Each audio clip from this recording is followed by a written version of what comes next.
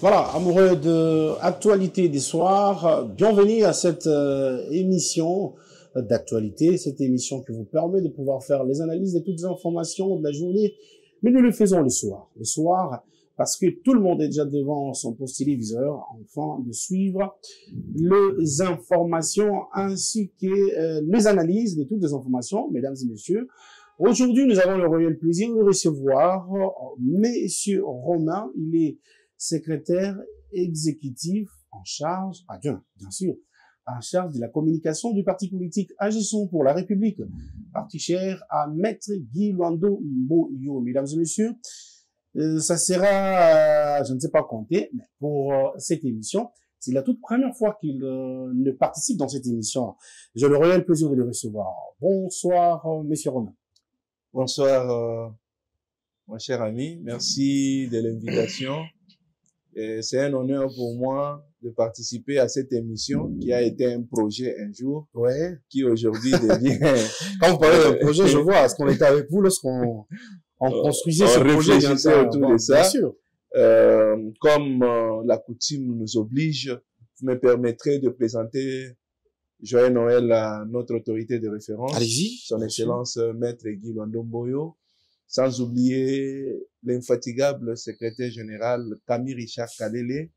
Joyeux Noël à lui et à toute sa famille. Joyeux Noël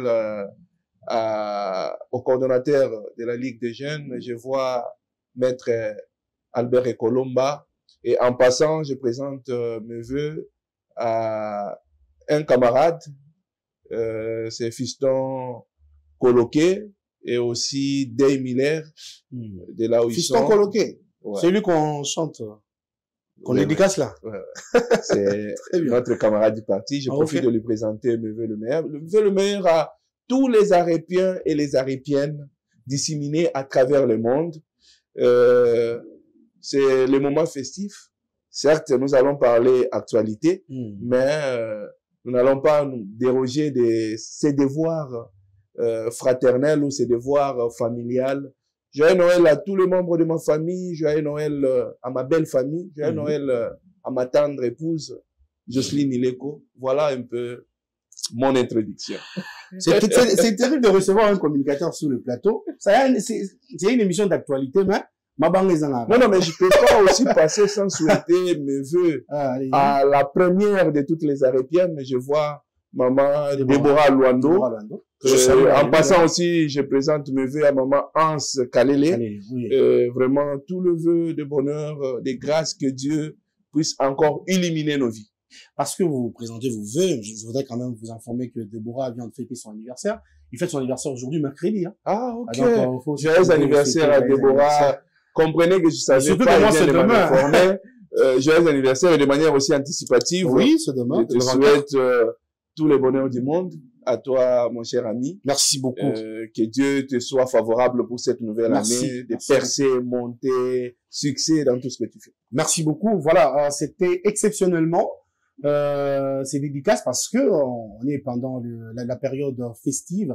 Nous devons quand même autoriser enfin qu'on puisse dédicacer les gens qui nous aiment et qu'on aime, bien sûr. Alors, mesdames et messieurs, sans plus tarder, parce que nous parlons du temps festif, nous devons quand même aussi analyser l'actualité qui se passe aujourd'hui dans le grand marché, communément appelé Zando. Alors, d'entrée de jeu, je voudrais quand même qu'on en parle parce que il n'y a pas longtemps que le ministre des Finances était sur terrain pour veiller à la baisse de biens de première nécessité. Alors, il nous a promis que c'est déjà OK, il a revu le prix des 10% à 7% de réduction. Alors, aujourd'hui, c'est pas ce qu'on voit sur terrain. Allez-y à Zando, vous allez voir. J'étais à Zando, malheureusement, j'ai pas pris les images. Je crois prochainement, je vais prendre des images. Il y a le vendeur qui pleure, qui disent, on n'en vend pas. Les acheteurs qui disent, on n'achète pas parce qu'on ne nous a pas payé. Parce que, il y a toujours la hausse de biens. On se demande, est-ce que le ministre a appliqué le suivi sur terrain ou bien il a dit quelque chose et il a laissé comme ça? Vous avez la parole. Bon, bien avant, pour ne pas... donc, bien avant d'aborder le sujet, vous me permettrez, parce que je souhaitais mes vœux à tout le monde. J'ai oublié quelqu'un et je ne veux pas avoir de problème. Il s'agit là du secrétaire exécutif national en charge de la communication, les camarades Jean-Jacques Malou. Vous avez eu peur, hein? Mon chef, comprenez que j'ai ce devoir de te présenter mes vœux, de là où tu es, que cette période de festivité vous soit une période de joie. Et donc, et toute sa famille, mon chef. Et toute sa famille également. D'entame, je peux justement dire une chose. Vous savez, nous sommes dans une période où la demande de la population est croissante. Les mesures qui avaient été prises par le ministre des Finances quant à ce qui concerne la baisse de prix des denrées de première nécessité, vous devez savoir que lorsque l'application devait se faire sur les produits pétroliers, tu sais l'avantage c'est quoi? Avec les produits pétroliers, ils ont l'obligation d'afficher les prix. Quand vous allez dans toutes les stations, vous allez trouver que avant que vous ne puissiez même poser la question, vous trouverez un tableau bien plaqué où on détermine les prix. C'est d'application. Maintenant, ici, c'est d'application. Oui, c'est d'application pour la baisse des prix des carburants. Depuis déjà près de 3 mois maintenant, depuis que la décision avait été prise. Maintenant, le problème avec les denrées de première nécessité, le problème se situe à quel niveau? La baisse qui avait été faite, c'était une baisse auprès des grossistes. Quand nous voyons les grossistes, nous voyons les grandes firmes et les grands importateurs. C'est qui devaient baisser les prix. Maintenant, sur le marché, qu'est-ce qui s'est fait? Lorsque la demande est croissante, c'est de la malice. C'est lorsqu'on dit ici que ceux qui veulent le malheur des Congolais ne sont que des Congolais. Parce que lorsque ceux qui revendent ou les revendeurs partent auprès des grossistes, ils achètent avec rabais. Mais lorsqu'ils arrivent sur le marché, pour justifier leur hausse, parce que les détaillants ne pourront pas aller auprès des grossistes pour acheter là-bas. Vous voyez? Ils disent non, Biloko Bazonoba, c'est du mensonge. Ils n'ont pas baissé parce qu'ils savent que la demande est tellement grande et personne ne peut gréver en cette période pour dire nous n'achetons pas parce que vous n'avez pas baissé les prix. Non, c'est là où il y a un problème. Mais qu'est-ce que l'État fait? Qu'est-ce que l'État fait? Maintenant, c'est là, c'est là où nous, ensemble, nous pouvons les dire que nous pouvons demander maintenant là au ministre des Finances de diligenter les enquêtes autour des détaillants parce que le problème ne se pose pas auprès des grossistes. Le problème se pose au niveau des détaillants qui ne sont pas sincères, qui n'arrivent pas à présenter à la population ce qui est vrai. Parce que quand vous arrivez, je ne fais pas la publicité ici, quand vous arrivez par exemple au niveau de Beltesco, Marsavco, Sosimex, Sokin et tout ça, les prix sont à rabais. Mais malheureusement, les détaillants veulent escroquer, permettez-moi les termes, la population. Mais ils disent qu'ils achètent, c'est bien en dollars, mais lorsqu'ils arrivent pour avoir le franc congolais, c'est compliqué les dollars. Et à un niveau exagéré, c'est 28 pour acheter les dollars, c'est 25, 29. Bon, vous voyez, ça, ce sont les méandres, dollars, ce sont les méandres économiques et bancaires et tout ce qui va avec. Mais le plus important que moi, je peux ici insister à dire, c'est que une instruction gouvernementale a été prise et a été exécutée. Et du moment où il y a de la malice, c'est ça, ce sont ces raisons que je venais de te dire ici que cesse d'avancer les détaillants pour justifier la manière dont ils sont en train d'exécuter les prix. C'est chose qui n'est pas correcte. Mais c'est pas la population de prendre en compte. C'est non, mais je venais de le dire ici que nous tous, quand je parle de la population, moi également. Ce qui veut dire que le gouvernement a pris une décision qui est d'application par les grossistes. Et maintenant, là, qui souffre du suivi. Maintenant, il faudra que le ministre des Finances souffre du suivi. Parce que le suivi se situe à quel niveau? Ce n'est pas au niveau des détails et des grossistes. Là n'est pas un problème. Maintenant, au niveau des détaillants. S'il vous plaît, monsieur, on doit être d'accord. Si le ministre de Finances a pris cette décision, c'est pour l'avantage du peuple. De la population, bien sûr. De la population, bien sûr. Alors, cette population ne part pas acheter au niveau de grossistes. Ouais. Ils achètent en détail. Mais c'est au niveau du gouvernement, précisément le ministère de Finances, de mettre en place des enquêtes. Non, mais c'est ça. Nous sommes en train de parler effectivement avec toi le même langage, mais en des mots différents. Nous avons dit ici que l'instruction a été prise et d'office, le ministère des Finances doit veiller à l'exécution. Voilà. Du moment où les grossistes ont exécuté, les détaillants doivent au moins, c'est une chaîne logique. Du moment où de l'autre côté on a baissé, les détaillants ne doivent pas profiter du laxisme pour hausser le prix, et parce qu'ils savent que c'est une période de fête, tout le monde veut s'habiller, tout le monde veut manger, et si bien même on prend il se décide de maintenir les caps à ce niveau-là, les gens ne vont pas refuser d'acheter. C'est de la mauvaise foi et de la méchanceté vis-à-vis de la population. Mais il semble que l'État s'en fout parce que il est préoccupé par cette histoire. S'il vous plaît, il semble qu'il est préoccupé par cette histoire du changement ou révision de la Constitution. Non, mais donc, ce qui concerne la population ne l'intéresse pas. Non, mais je suis en train de dire que si l'État était préoccupé à ça, il ne prendrait pas la mesure. Il faut pas... Pas bon prendre la mesure et ne pas... Mais c'est une mesure qui est prise. Et lorsque la mesure est prise, nous sommes en train, ensemble avec toi, de dire ici que il y a des failles. À quel niveau, et nous avons situé les niveaux où se trouvent ces failles, et il est important et impérieux que le ministre des Finances prenne encore des mesures, soit mettre en place une commission de suivi qui doit aller sur terrain, faire l'évaluation et voir à quel niveau et de quelle manière la population... Toujours ministre des Finances, il y a le paiement partout. Aujourd'hui, il y a des gens qui se disent ils ne peuvent pas bien fêter parce qu'il n'y a pas de salaire, ils ne sont pas payés. Mais je n'arrive pas, je ne sais pas de quels sont ces gens qui sont en train de se plaindre. Oh, parce qu'à ce que je sache, depuis, aujourd'hui nous sommes les 40e, depuis les 18, ou depuis les 15, la situation de la paix était déjà active. Ah, ok, vous dites ça. Mais je vous dis. Ah bon? Oui. Depuis les 15, la situation de la paix était déjà active. Les militaires ont déjà été payés. Les policiers ont déjà été payés. Mais je me répète. C'est juste question de calendrier au niveau des banques. Non, mais je suis en train de te parler. Lorsqu'on fait le lancement de la situation de paix, on fait d'abord priorité aux militaires et aux policiers, aux enseignants.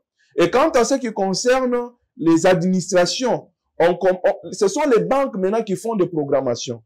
À titre illustratif, pour ceux qui sont, par exemple, je ne fais pas la publicité, chez Access Bank, Access Bank fait sortir une liste ou un chronogramme, un calendrier qui dit à partir de telle date à telle date c'est tel ministère, ainsi de suite. Donc pour ce qui est du gouvernement, le gouvernement n'a plus de problème. Les banques ont été déjà approvisionnées. C'est question que les banques puissent servir les agents. Alors, M. Romain, je voudrais qu'on parle de la sécurité dans notre pays. Ça sera la 4e ou 3e fois que Rwanda boycotte le rencontre avec le président de la République, notre président de la République. Dernièrement, il devait se voir en Angola pour l'accord Luanda. Luanda, si je me trompe pas. Alors, toute l'équipe de notre pays était déjà arrivée. Pendant qu'ils attendaient, l'équipe de Rwanda est arrivée en retard. Mais ils ne se sont pas mis d'accord. À notre grande surprise, nous avons vu une déclaration de Kagame qui dit « Je ne fais que répondre aux allégations du président congolais qui a dit « Moi et lui, nous nous verrons qu'au ciel. » C'est pas cracher sur le Congolais? Bon, vous savez, les Rwandais ne vit que dans la mafia. La mafia autour de tout ce qu'il fait comme pillage à l'est de notre pays. Okay. Notre pays, qui a respecté scrupuleusement tout ce qui avait été mis en place comme mesure, que ce soit de cesser les faits, que ce soit tout ce qui était nécessaire pour devoir arriver au dialogue. Parce que le président de la République s'était inspiré de la réalité de notre pays depuis que notre pays est agressé depuis 1996. Cela démontre que toutes les négociations qui étaient faites avec des mouvements rebelles découlaient toujours d'un système de débauchage où il y avait les gens qui sortaient des groupes armés, qui devaient entrer au gouvernement, certains dans l'armée, ainsi de suite. Et c'est ce qui a causé ou ce qui a été à la base de l'infiltration de notre machine sécuritaire. Et le président de la République, ayant déjà cette réalité en face, et s'est dit que tous ces mouvements rebelles qui ont au moins semé terreur et mort sur la population congolaise ont souvent pour appui les pays voisins. À l'époque, Rwanda. À l'époque, à l'occurrence Rwanda. Et pour ne pas parler de l'histoire, restons sur le M23. Le M23 a été de manière, s'il faut qu'on le dise, en 2013, défaite. On sous-entend que les accords qui avaient été signés à l'époque devaient faire en sorte que le M23 ne puisse plus exister aujourd'hui. Mais qu'est-ce qui se fait souvent? Lorsqu'il y a un groupe qui intègre l'armée, il y a un groupe qui se rebelle qui rentre au Rwanda. Et chaque fois que le groupe qui est déjà dans les affaires, il y a un groupe qui va encore surgir pour venir faire la guerre. Alors cette fois-là, le président de la République s'est dit non, non.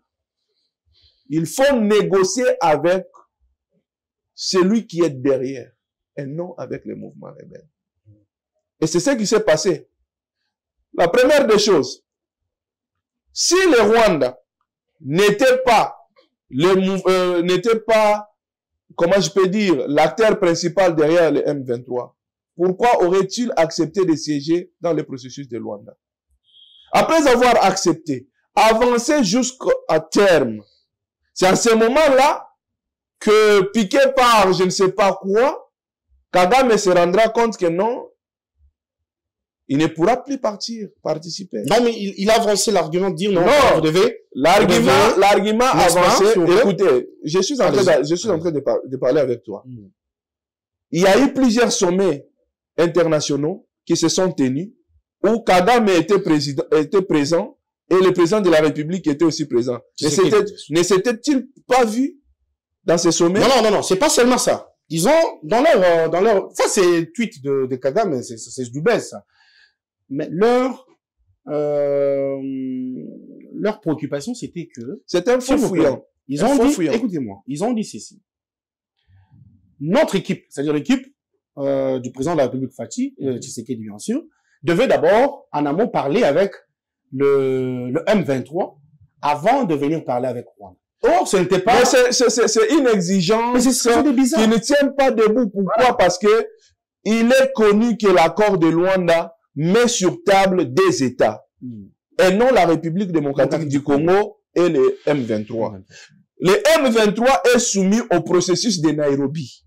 Parce que le processus de Nairobi, c'est un processus qui met la dynamique de désarmement et réinsertion de groupes armés qui avait été signé à Nairobi, qui fait en sorte que tous les mouvements rebelles devaient s'allier à ce processus-là.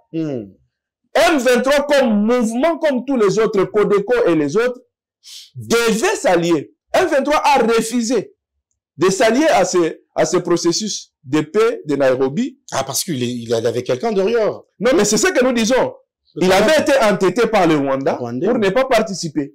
Et quand il a surgi avec cette stratégie, le président de la République était resté catégorique dans sa position jusqu'au maintenant pour dire il ne négociera jamais avec le M23, sinon le Rwanda, parce que c'est le Rwanda qui est l'instigateur en chef de ce qui se passe derrière le M23. Et de surcroît, les enquêtes ou les études, beaucoup d'éléments démontrent à suffisance que sur le sol congolais se trouvent près de 4000 soldats rwandais. Ce qui veut dire que les 4000 soldats rwandais viennent en appui au M23. Or, M23... chose que le Rwanda n'a pas nié. Chose que le Rwanda, parce que tout est documenté et démontrable que le Rwanda est derrière le M23. Et étant derrière le M23, le président de la République se trouva devant un fait gouvernemental, un fait national de souveraineté, ne pouvait pas négocier avec, ne peut pas négocier avec le M23. Mais il faut aussi féliciter nos vaillants Sodan qui ont en train de faire quand même des espoirs aujourd'hui. Ils ont récupéré quelques territoires qui était récupéré par le Rwanda. C'était une stratégie mise en place par le Rwanda pour faire la pression au gouvernement de la République à négocier avec elle, avec tout ce qu'ils ont eu à utiliser comme drones et consorts. Mais l'armée de la République démocratique du Congo était très bien préparée à déjouer à leur jeu et leur a imposé quelque chose de très fort pour dire au Rwanda que la République démocratique du Congo n'est plus prêt à un certain nombre d'aventures. Et maintenant là, ce sont des choses sérieuses qu'ils doivent au moins comprendre que c'est une détermination sans faille du président de la République, le garant, le commandant suprême des forces armées, qui s'est décidé pour maintenant une certaine stratégie contraire à ce qu'il pense. Alors, l'autre actualité, c'est qui bat encore aujourd'hui sur le toile. Il y a tout le monde qui en parle. Tout le monde qui en parle parce que ça fait débat. Le changement aux révisions. Pour AREP, là, je vous charge en tant que secrétaire adjoint en charge de la communication. Pour vous, que voulez-vous? Le changement ou la révision? AREP, parti cher à son excellence maître Guy Luando Mboyo, autorité de référence et initiateur du parti, avions déjà donné notre position. Allez-y. La position, c'est laquelle? La position, c'est que nous sommes d'abord membres de l'Union sacrée. En tant que membres de l'Union sacrée, nous soutenons les initiatives engagées par le président de la République. Et ces initiatives sont notamment les réformes constitutionnelles. Lorsqu'on parle des réformes constitutionnelles, on voit l'ensemble de tout ce qui peut conduire à passer en revue notre constitution de la République. Le président de la République était clair. Vous savez, le mal congolais est que les Congolais n'aiment que ce qu'il veut entendre. Lorsqu'un Congolais part à l'église, il part déjà à l'église avec l'idée de ce qu'il doit entendre comme prédication. Et du moment où il se retrouve devant une prédication contraire à ses ententes, il se jette maintenant dans les procès d'intention. Le président de la République était tellement clair que dans tous les cas d'espèce, pourquoi il n'y a que vous qui comprenez que non, le président était clair? Parce qu'il y a des gens qui pensent qu'il n'était pas clair. Non, mais le président a trois aspects qu'il a évoqués. Son premier discours, il a parlé du changement. Deuxième discours, il dit, il a parlé de révision, de la révision. Deuxième discours, il parle du changement. Qui peut m'interdire, moi, le garant de la nation, pour que je ne puisse changer? Non. Non, c'est ça. C'est ça. C'est ça cette lecture. Si vous. Bon, allez-y. Si vous qui êtes de la presse. Si vous qui êtes de la presse, qui êtes habilité à donner vraiment la bonne interprétation, vous arrivez quand même à taper à côté comme ça. Je tape à côté, moi. Sérieusement. Mais allez-y. Il a dit quoi? Il a dit ceci. En ce qui concerne notre constitution, on ne peut pas empêcher la population congolaise à réfléchir autour de leurs lois fondamentales. Allez-y. Ça, c'est de 1. De 2, la constitution. Non. Allons-y d'abord là. Je suis en train de vous reculez parce qu'on n'a pas assez de temps. Je ne suis pas en train de reculer. Il fallait d'abord me laisser. Mais vous reculez. Moi, je suis là où il fallait me laisser terminer. Allez-y. La constitution de la République démocratique du Congo revêt au président de la République, comme garant de bon fonctionnement, d'initier des actions autour de la révision. Non, laisse-moi, laisse ce que vous dites. Laisse-moi vous dire. C'est ce que vous dites. Laisse-moi aller mon lot, et on va atterrir. Et c'est là que le président de la République dira, qui peut m'empêcher, à ma qualité de garant de bon fonctionnement des institutions, d'initier une action au sens de révision. Du changement. S'il vous plaît. Allez-y. Et le président de la République était encore très clair là-dessus, en ce qui concerne les changements. Pour ce qui concerne les changements, il a dit, il mettrait en place une commission pluridisciplinaire. Voilà. Et cette vous êtes commission... d'accord avec moi? Vous êtes d'accord avec moi? C'est ce que je cherche. Le président n'a pas dit ça par rapport au changement. Oui. Mais il a parlé de cela pour dire, moi, en tant que garant de bon fonctionnement, qui peut m'empêcher de me poser, de remettre en question notre constitution de la République. Alors, pour vous, qu'est-ce que vous retenez? Le changement, le réforme ou la révision? Non, mais quand on parle déjà des réformes, ce sont les réformes qui peuvent aboutir soit au changement, soit à la révision. En ce qui concerne la révision, qui sont les personnes qui sont censées initier la révision d'une constitution de la République? Nous avons premièrement, le premier d'entre nous tous, c'est le président de la République. Ça, c'est connu, c'est constitutionnel. Nous passons au niveau de parlementaires. Nous avons les parlementaires. Les parlementaires, que ce soit au niveau de chambre basse ou de la chambre haute, ils peuvent initier les actions. Autrement, il y a la population. Si la population... Par la voie de référendum. Non, pas par la voie de référendum. Si 100 000 personnes signaient une pétition afin qu'il y ait une réforme sur notre constitution, ça peut arriver. Là, c'est déjà bon. Maintenant, au niveau du changement, le président de la République est tellement clairement. Malheureusement, nous avons toujours une compréhension biaisée. Ah non, pas biaisée. C'est ça que je suis en train de dire. Pardon. Pour ce qui concerne les changements, le président a dit il mettra en place une commission pluridisciplinaire. Et cette commission pluridisciplinaire va voir dans l'ensemble de notre constitution. Et les résolutions qui découleront de cette commission pourront nous conduire soit au changement ou soit à la révision.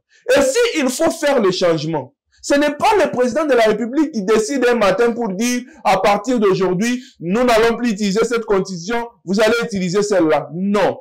On va soumettre cela à la population, qui est le peuple souverain, qui doit se décider s'il faut changer cette constitution ou il faut la maintenir, mais avec les amendements selon les changements ou les apports que pourra apporter. C'est là le problème. Maintenant, à quel niveau se situe la crainte et la peur? L'opposition, comme le président de la République le dit souvent, c'est une opposition faible. Une opposition... Vous le pensez aussi? Je le pense également. Parce que l'opposition qui est détentrice, l'opposition qui se croit, l'opposition qui se croit détentrice du monopole de la population, c'est en ce moment-là que l'opposition devait faire la campagne pour appeler la population soit à dire non. Et ça ne va pas de soi que la... vous leur donnez déjà des stratégies. Non, mais c'est ce qui est au moins de manière légale, à moins qu'ils prennent les armes comme Nanga. Mais si, du point de vue légal, c'est que je sais que l'opposition doit se mettre sur le terrain. Mais Romain, vous savez que les opposants pensent que le président de la République est en train de faire tout ça pour s'éterniser au pouvoir. Il a dit, bien sûr, pourquoi le premier mandat? Le président n'avait pas initié cette histoire de révision au changement. Et c'est pendant et au début du deuxième mandat qu'il vient avec cette initiative. Qu'est-ce qui se cache derrière? Non, mais c'est ça le problème de Congolais. Le problème des Congolais se situe au procès d'intention. Lorsque vous parlez, lorsqu'on a élu le président de la République, on lui a donné la légalité. Et cette légalité veut dire que le président de la République, nous lui avons donné la destinée de la République, la gestion de la destinée de la République. Mais du moment où celui à qui vous avez donné la destinée réfléchit et s'est dit que maintenant là, je pense que nous devons ceci ou ça, ça doit être un problème. Et le président de la République était très clair dans son parler, que ce soit à Lubumbashi, en disant, qui vous a dit que moi là, je vais briguer un autre mandat? Qui vous a dit que la révision va porter sur les mandats? Qui vous a dit ça? On va pas toucher là. Non, mais j'ai dit, le président vous a posé la question. Vous savez que si vous changez la constitution, Kabila revient aussi, hein? Il peut postuler. Ça, nous ne sommes pas là. Ici, nous sommes en train de réfléchir autour de est-ce qu'on peut réviser ou on peut changer. Ok. Mais quant à ce qui concerne le reste, la Constitution elle-même pourra définir. Alors, moi, la question que je me pose, Lorsque les opposants se soulèvent pour dire, voilà, il y a des articles verrouillés, il y a ceci, il y a ça. Est-ce qu'il y a un seul qui peut nous donner un seul article qui dit à ce qu'on ne peut pas changer la Constitution? C'est là le problème. Parce que la Constitution, elle-même est claire, elle-même se définit, elle-même décrit tout. Est-ce qu'il y a-t-il un seul article qui interdit les changements? Non. La révision, c'est pourquoi j'ai changé avec un maître avocat qui m'a dit, ce n'est pas parce que la loi n'a pas dit quelque chose qu'elle autorise. Et ce n'est pas aussi non plus que parce que la loi n'a pas dit quelque chose qu'elle interdit. Donc là, vous répondez. Non, je ne suis pas en train de répondre. Je suis en train de répondre. Je n'ai pas répondu. Parce que s'il y avait un opposant à côté de vous, il allait vous contredire. Non, mais il n'allait pas me contredire parce que je devais lui demander qu'il me brandisse un article qui interdit le changement de la Constitution. Alors, je crois qu'on me fait déjà des signes qu'on est arrivé presque à la fin, malgré qu'il y a beaucoup de choses à dire. Est-ce que c'est urgent? Est-ce que c'est vraiment une urgence? À qui doit au moins faire cette appréciation? C'est au président de la République. C'est au garant du bon fonctionnement des institutions. C'est à celui qui gère au quotidien la République, qui sait voir que est-ce que c'est le moment ou ce n'est pas le moment. Parce que la personne la mieux informée de la République démocratique du Congo s'appelle Félix Antoine Tshisekedi Tshilombo. Alors, laissez-moi quand même parler comme les opposants, comme Martin Fayulu, comme Katumbi, qui dit, est-ce que pour construire des routes, il faut changer la Constitution? Est-ce que pour faire asseoir les sociales, qu'on vient de parler maintenant même, est-ce qu'il faut changer la Constitution? Est-ce que c'est pour autant qu'on parle de la révision ou du changement de la Constitution que le prix du carburant n'a pas baissé? Est-ce que c'est pour autant que l'on parle de la révision du changement de la Constitution que la route Kasumbalé-Sakanya n'est pas construite? Est-ce que c'est pour autant qu'on parle de la révision ou du changement de la Constitution que les militaires et les autres ne sont pas payés? Est-ce pour autant que l'on parle de la révision du changement de la Constitution que nos militaires, nos vaillants soldats sont outillés? Ce sont des faux fuyants. Le problème de la République, nous sommes, sous Félix Tshisekedi, nous allons vivre la démocratie et la vraie. Et ici, c'est comme le disait le sphinx délimité, Tshisekedi Wamulumba, Étienne, qui disait que IDPS au pouvoir, l'opposition n'existera plus. IDPS au pouvoir, l'opposition n'existera plus. Le président de la République sera à Kananga aujourd'hui, je crois. Il va descendre à Kananga, où il y a vraiment une souffrance énorme. Qu'est-ce qu'il dira à la population de Kananga? Le président de la République, vous savez, depuis un bout de temps, il a pris la décision.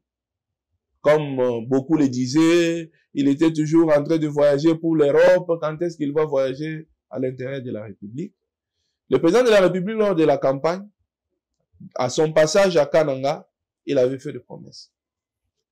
Et certaines de ces promesses sont notamment la réhabilitation de l'Athénée royal de Kananga. Il y avait aussi le projet Chitka Tende, qui déjà, avec le ministère de l'Énergie, il y a déjà des travaux qui sont vraiment très bien avancés. Il y a aussi la route Kananga-Kalamba-Mbuji, cette route qui avait déjà été lancée, dont les travaux étaient un peu en ballottage, mais après les constats de l'IGF et les autres, on avait encore relancé. Alors, le président de la République... on a comme l'impression que Kananga est oublié. Hein? Bon, je ne dirais pas que Kananga est oublié. Parce que tout ce dont je suis en train de te parler comme projet là, ce ne sont pas les projets d'ailleurs. Ce sont les projets qui sont à exécuter à Kananga. C'est vrai. La réalité est telle que certains de ceux qui avaient gagné le marché n'ont pas pu faire le travail comme il se fallait. Mais cela n'a pas découragé le gouvernement de la République de faire une relance. Et lorsque je suis en train de te parler, le président est en train de partir pour inaugurer, donc, comment je peux dire, remettre l'Athénée royale de Kananga à la population. C'est déjà quelque chose de significatif. Quelque chose de bon. Très bien. C'est encourageant, c'est félicitant, mais bon. Et après là, il va partir à Mbujimayi. Mbujimayi, il va inaugurer l'hôpital général de la Mouya, qui est un bijou aujourd'hui. Je venais de suivre sur une chaîne de télévision. On présentait l'hôpital qui avait 40 lits. Aujourd'hui, il a près de 250 lits. Pas de problème. Merci beaucoup. Je crois qu'il est en train quand même de faire des bonnes choses que nous devons aussi encourager, malgré que Mme Ebele a ma promesse. Hein. Ils ont abouti. Ça, c'est... Non, mais vous avez vu son intervention auprès des responsables des regroupements politiques de l'Union sacrée. Très bien, merci. Merci beaucoup, Monsieur Romain. La télévision, c'est le temps. On me fait déjà des signes qu'on est arrivé au bout, malgré qu'on a beaucoup de choses à dire. Il y a beaucoup d'actualités aujourd'hui. Je crois qu'on pourra encore vous inviter pour qu'on puisse discuter sur ces actualités. Merci d'être passé. Merci toujours d'être présent lorsqu'on vous invite. Un dernier mot pendant 45 secondes. Merci beaucoup. Merci surtout. Vous savez que j'ai toujours été disponible. Oui. Chaque fois que vous m'invitez, je suis là. Vous m'avez invité, je suis là. Un dernier mot, c'est une fois de plus présenter mes vœux le meilleur à tous les Arépiens disséminés à travers le monde et au premier d'entre nous, son Excellence Maître Guy Luando, sans oublier Maman Déborah Luando, celle qui fait que notre autorité de référence soit toujours en forme. Le président de la République, le garant du bon fonctionnement des institutions. Très bien, rappelez-le. Non, c'est bon. Je présente mes vœux le meilleur, voilà. Ah, mais vous, je vous ai pas vu parmi le communicateur que le président, la première dame avait invité. Bon, on va en parler. Non, de toute façon, j'ai pas été invité et il y a beaucoup de l'invité n'invite pas. Ebele Basiliki. Non, c'est ça. Écoutez, je vais vous dire une chose. Ah. Mais on est à la fin. Non, je me tiens à soulever quelque chose de très délicat qu'il fallait que je dise.